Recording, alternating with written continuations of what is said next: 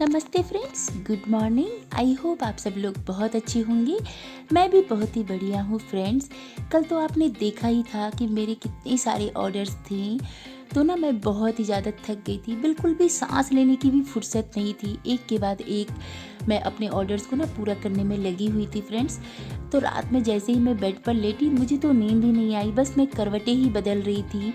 आपके साथ भी ऐसा होता है क्या कि जब आप बहुत ज़्यादा थक जाते हो तो नींद नहीं आती है? बस ऐसा लगता है ना कि बेड पर लेटे रहें, बस उसी में ही आराम मिलता है और सुबह उठने का तो बिल्कुल भी मन नहीं कर रहा था। लेकिन बेटे को तो स्कूल भेजना ही है, तो सुबह उठते ही ना मैंने फटाफट से आटा लगा लिया।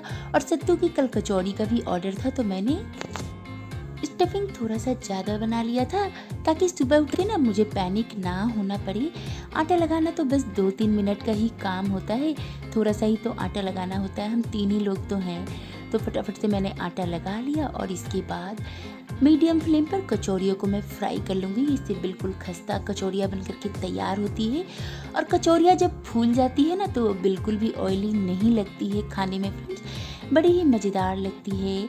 अगर आपको सफ़र में लेके जाना है ना, तो सत्तू की कोई भी चीज़ आप बना लें, जैसे कि लिट्टी, सत्तू पराठा या फिर कचौड़ियाँ, बिल्कुल भी ये ख़राब नहीं होती है और बड़ी ही मज़ेदार लगती है। स्टफिंग में ना बस आप लहसुन और प्याज ना डालें, क्योंकि अभी गर्मी बहुत है ना, तो स्टफिंग ख़राब हो सकती है इसलिए। वैसे तो इन कचौड़ियों को खाने के लिए ना कोई भी चटनी नहीं चाहिए, कुछ भी नहीं चाहिए। बच्चे तो इसे एज इट इज ही खा लेते हैं और बासी होने के बाद तो ये और भी ज़्यादा स्वादिष्ट लगती है। कल एक भी कचौड़ी लेकिन मेरी बची नहीं थी और आटा भी मैंने उतना ही लगाया था जितना मुझे कचौड़ियाँ बनानी थी। तो सुबह सुबह मैंने फ्रेश आटा लगा लिया है। साइड में मैंने चाय भी रख दिया है, क्योंकि ना बहुत थकान सी लग रही है, तो चाय पीऊँगी तो थोड़ा सा फ्रेश फील करूँगी। और ये देखिए फ्रेंड्स, सारी कचौड़ियाँ मेरी कितनी फुली फुली बन करके तैयार हो रही है। ठंडी होने के बाद मैं इनको पैक करूँगी। बेटे के स्कूल जाने का समय हो गया है और कचौड़ियाँ भी ठंडी हो गई है, तो मैं टिफ़िन पैक कर दूंगी फ्रेंड्स। और ये देखिए कचौड़ियाँ आपको देख करके ही अंदाज़ा हो रहा होगा कि कितनी सॉफ्ट है, बहुत ही ज़्यादा मज़ेदार लगती है। बाकी की कचौड़ियाँ ब्रेकफास्ट में पति को दूंगी और 1-2 मैं भी खा लूँगी। इन कचौड़ियों को खाने के लिए तो कुछ भी नहीं चाहिए, लेकिन बेटे को ना सोया चिल्ली बहुत ही ज़्यादा पसंद है, तो साइड में आकर के बोला, मम्मी मुझे थोड़े से सोया चिल्ली भी दे देना।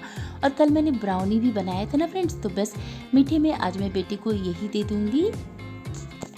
और ये देखिए पीछे से अभिनव भी आ गया है, चेक करने के लिए आया है कि मम्मी ने ब्राउनी दिया कि नहीं।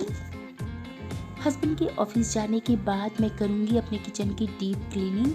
कल इतना सारा कुकिंग किया था ना, तो किचन थोड़ा सा मैं गंदा भी हो गया था, तो मैं आज इसे अच्छे से क्लीन कर दूंगी। तो जितने भी बर्नर है ना फ्रेंड्स, चारों बर्नर को मैंने गर्म पानी में थोड़ा सा बेकिंग सोडा डाल करके, विनेगर डाल करके सोक करने के लिए रख दिया है। इससे अच्छे से वो क्लीन हो जाएगा। अभी यहाँ पर देखिए गैस की सभी चीज़ों को मैंने हटा दिया है और इसे तार से और जो होता है ना नाइफ से भी जहाँ जहाँ काला काला है ना, वो सब मैं निकाल दूंगी और ब्रश की हेल्प से अच्छे से क्लीन करूँगी।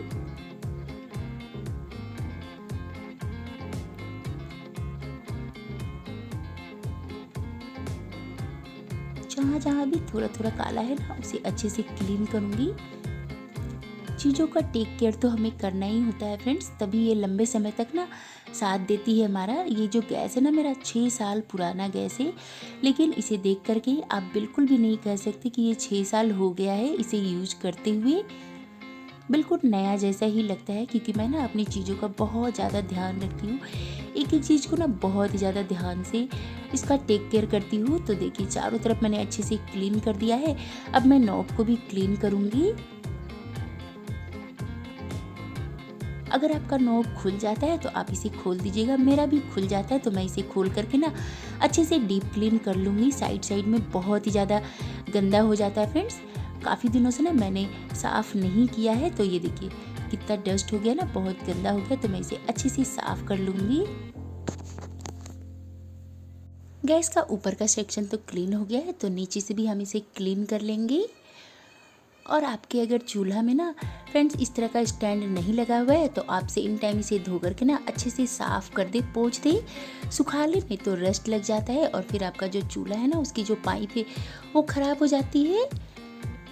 मैंने तो इसमें 4 स्टैंड लगवा लिया है, क्योंकि जो 4 चूल्हे वाला चूल्हा होता है ना, उसमें तो बिल्कुल भी हाइट नहीं होती है। बेसिकली थोड़ा सा हाइटेड रहता है चूल्हा, तो पानी नीचे नहीं रुकता है और अच्छे से सूख जाता है, तो इससे रस्ट लगने के चांसेस कम रहते हैं।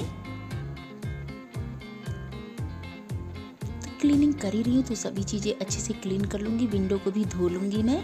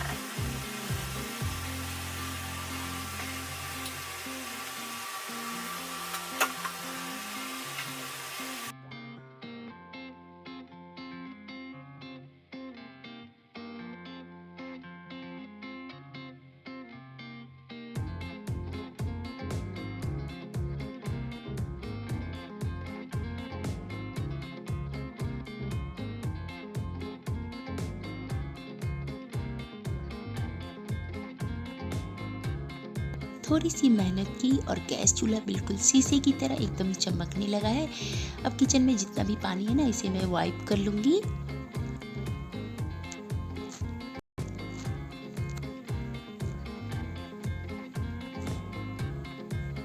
ये देखिए फ्रेंड्स, कितना साफ लग रहा है ना। विंडो भी अच्छे से क्लीन हो गया है, सारी चीज़ें अच्छे से क्लीन हो गई है।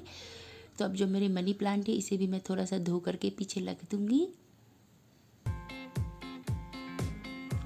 एक बार कपड़े से ना अच्छे से साफ कर दूंगी, ताकि एक्स्ट्रा पानी ना बचा रहे।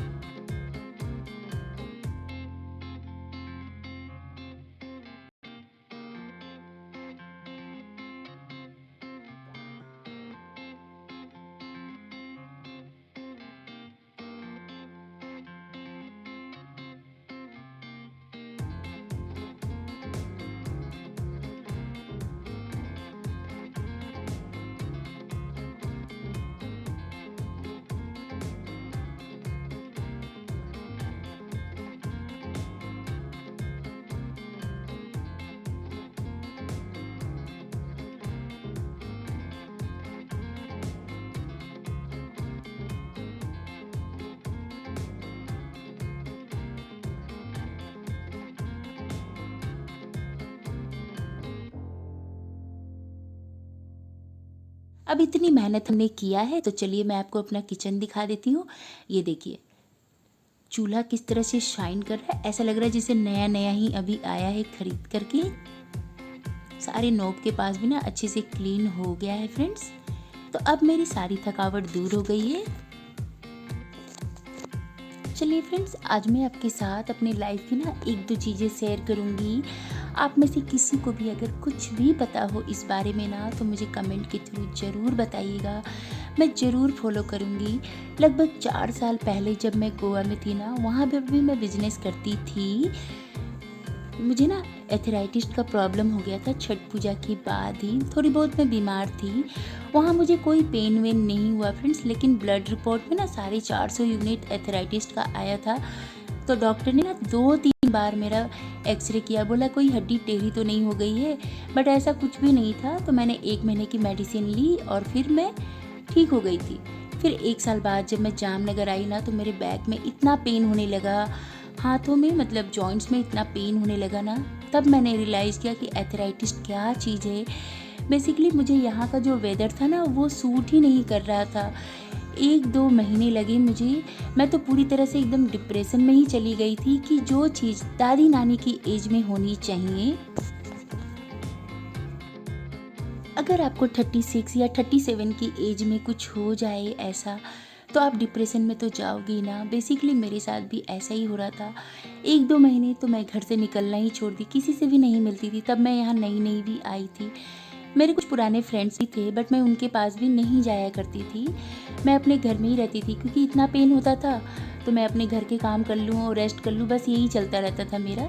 बट हाँ, मैं घर के सारे काम खुद ही करती थी। बस मैंने एक मेड रखा था तब, वो बर्तन धो कर के जाती थी, क्योंकि बर्तन पानी वाले काम मैं नहीं करती थी, ताकि ना मतलब पेन ना हो मुझे ज़्यादा।